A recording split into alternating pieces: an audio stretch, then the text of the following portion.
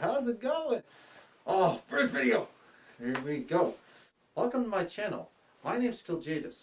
Who am I? I'm just a regular guy from Alaska, born and raised. I mean, that's pretty much it. I like sports. I like video games. I like Japanese anime. Let's cut to the chase. YouTube. I love it. You love it. Let me tell you about people that I'm subscribed to. Oh my god, the cringe.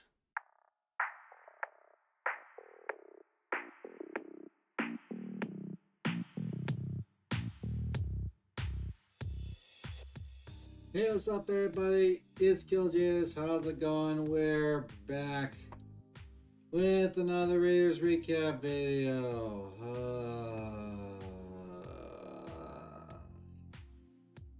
Why do I do this to myself? Week 13. It is the Washington.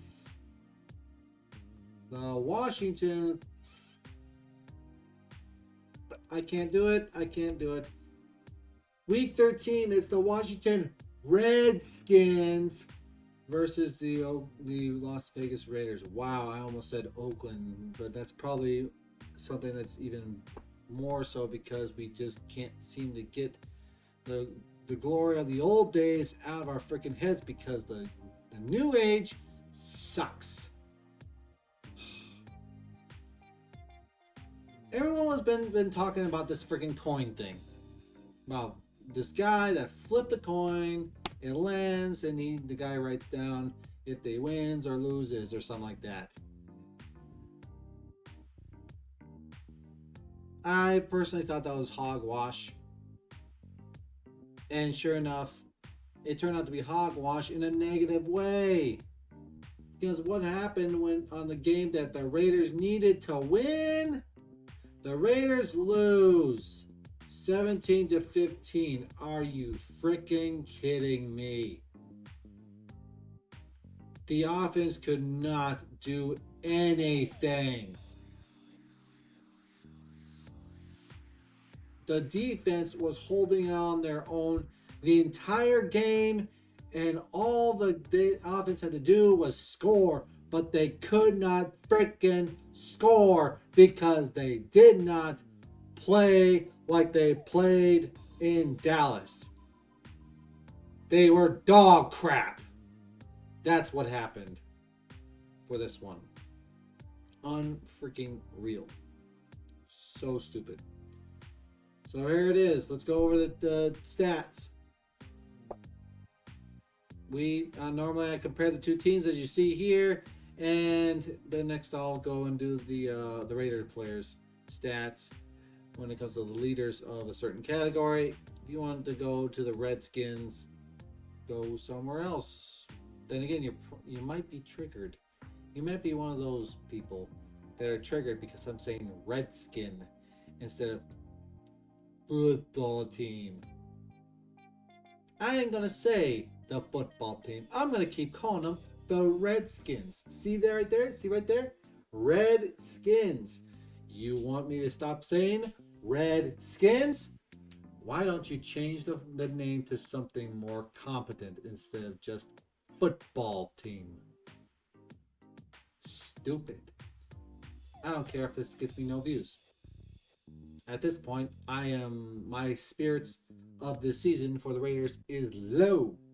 Low. Meanwhile, total yards, we got the Raiders having 325, the Skins with 308.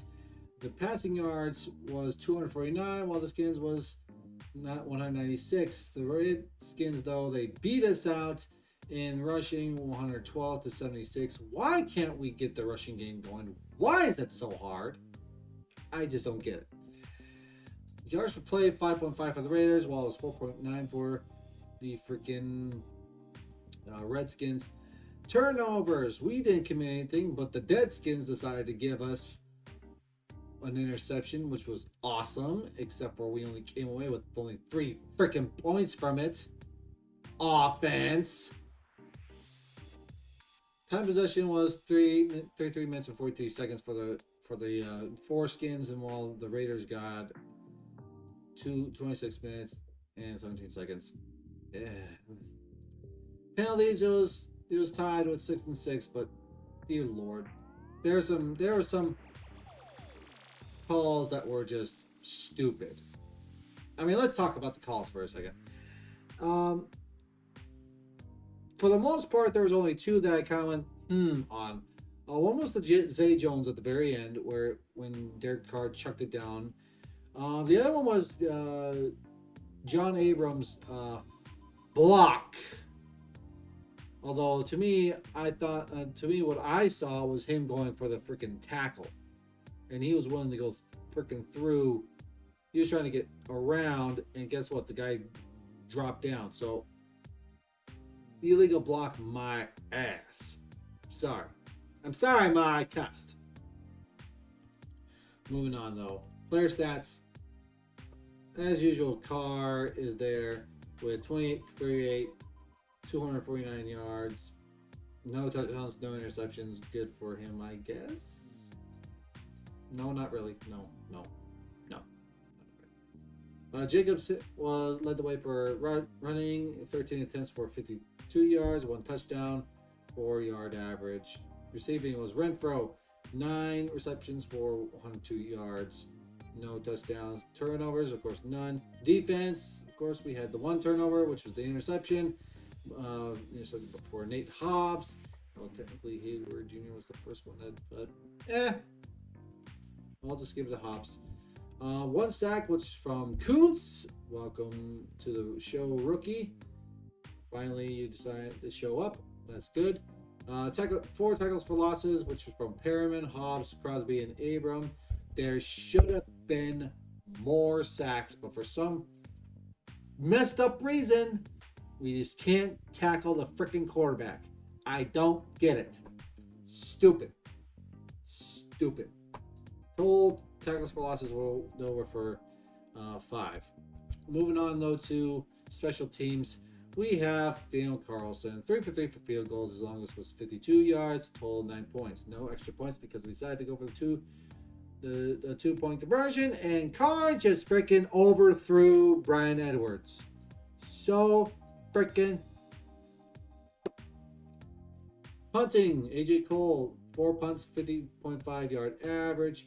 His longest was 67 yards, and he had 2 inside the 20-yard line. Good job, Carlson. At least our special teams are doing something.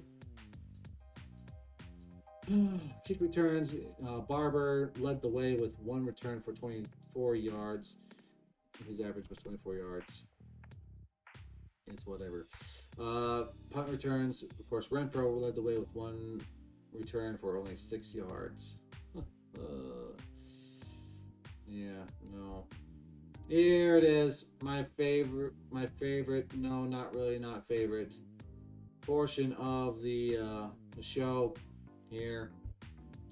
It's the bacon praise burger versus the turd sandwich. Of course, you know that we lost this thing, so we're going with the turd sandwich. What is a praise burger? What is a turd sandwich? What am I even doing here, you may ask? So, for my show, if you're wanting to do something, if you're wanting to get someone to improve something, or get them to do something better on something, what you can always do is give them a praise burger instead of telling them to go put their hand on the table while you mash it with a hammer. Pretty much, you go for the praise burger. You go with a positive praise, something that they're doing good, then some constructive criticism in the middle, and then you finish it off with positive praise. And again, constructive criticism is the key to say, hey, this is what you should do better, but besides that, you're doing awesome. Well, we're doing the turd sandwich, so the turd sandwich is the opposite of that, which is criticism, some positive, and then criticism. I'm trying to be constructive, but the fact of the matter is, if the Raiders keep messing up like this, how can I give them constructive criticism when they're being a bunch of idiots on the field? So here it is. This is what we're dealing with when it comes to the bird sandwich. Derek Carr, I'm always going to start off with you, aren't I? You did pretty good, except for the two throws that could have helped us do something. You gotta make your freaking passes. You're supposed to be one of the most accurate passes in the freaking league, but you did not do that, especially on the most critical moments that we needed you to deliver a good pass. You didn't do it. I really want you to succeed, but you need to give us irrefutable evidence that you are the best. You are the best thing that we can have on this team. But the problem is, when you're part of the problem instead of the solution, you get all of these haters that want you to be kicked out of Vegas. Make better passes. Please. All right? You can do this. I believe in you still, though many people probably don't. I still believe in you. But that doesn't mean that I'm not gonna criticize you. No, I'm gonna criticize the crap out of you. You're what we need. Well, you are what we need to win. And if you don't do that, we're dead in the water. Also, if you're calling audibles, because I know you call audibles, whatever audibles you're calling, you better be getting aggressive with these freaking with implementing these passing and audible calls. This lackadaisical stuff is not cutting it. Moving on though to Olsen, Coach Olsen, your plays suck. You need to be more aggressive. Please be more aggressive. I just don't get it with you. It's like you don't want to win. Playing it safe in the NFL never gets you anywhere. Checkdowns should be the last option. Carr and Olsen. The checkdowns are supposed to be last second decision. Last second decision. Look at that, man. I'm this distraught right now. I'm trying to get my words out here.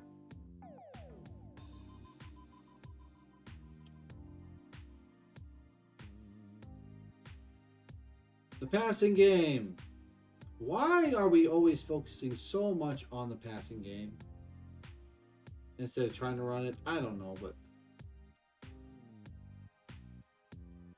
Renfro, it seems like it's because Darren Waller is gone. That means you guys are suddenly going to be like, oh, let's just go ahead and just play conservative. We're going to conservative passing and conservative play calling and stuff like that. How many shots downfield did you guys take? You guys need to do better in passing. Let's go ahead and go to something at least positive. Thank goodness we actually have something positive to talk about. Defense. All right. Yes, there are some things I can talk to you guys about, which I'm going to have to say. There's been a couple times where you guys didn't sack Heineke, which you guys should have, but at least you guys gave some pressure and stuff like that, and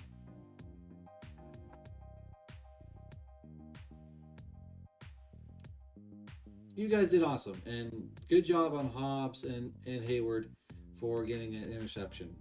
Good job on you too. Capping it off though, the O-line. Why are you the way you are? Huh? Why are you the way you are?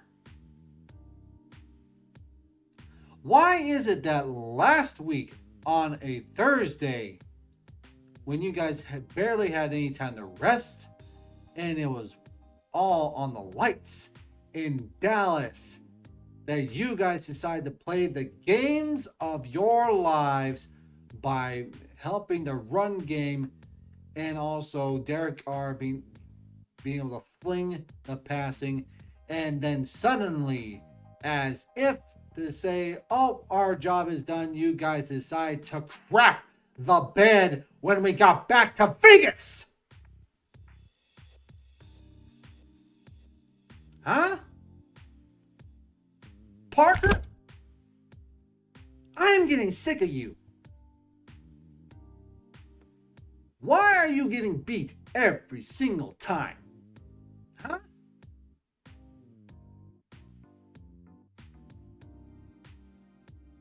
I can always point to Alex Leatherwood because he didn't have the ball to step up to his position.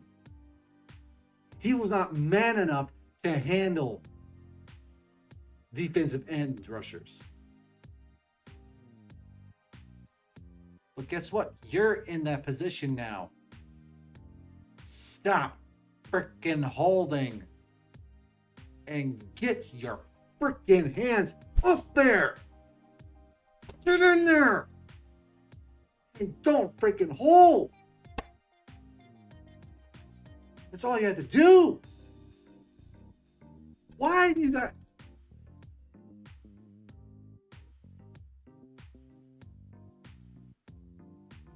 O-line, it is because of you guys that we don't have a stellar run game right now.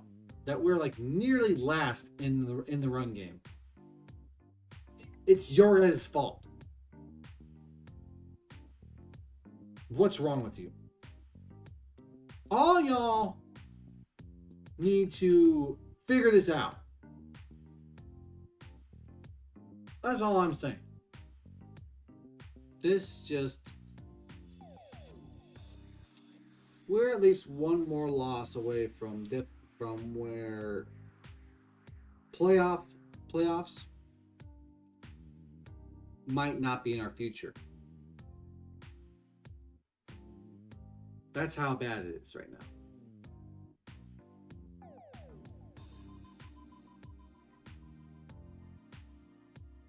I don't get, guys.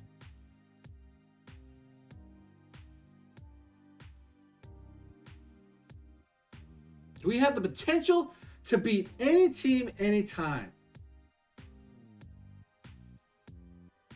Yet we do not capitalize on our talent.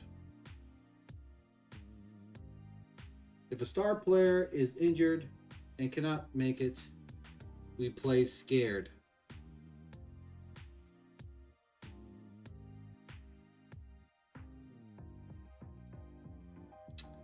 December 5th. Happy International Day of the Ninja, people. Happy International Day of the Ninja. Not only that, December 5th, that is the birth date of this channel and of Kiljaedas 907. Started in 2005, I think. Yeah, 2016.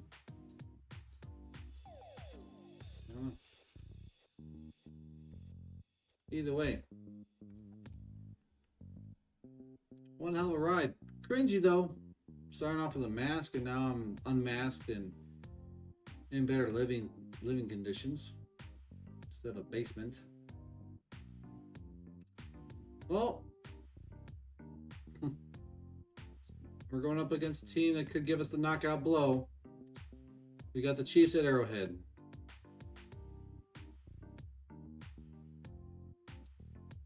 I don't know, guys. Thank you very much for watching this video. And I shall catch y'all later. Bye.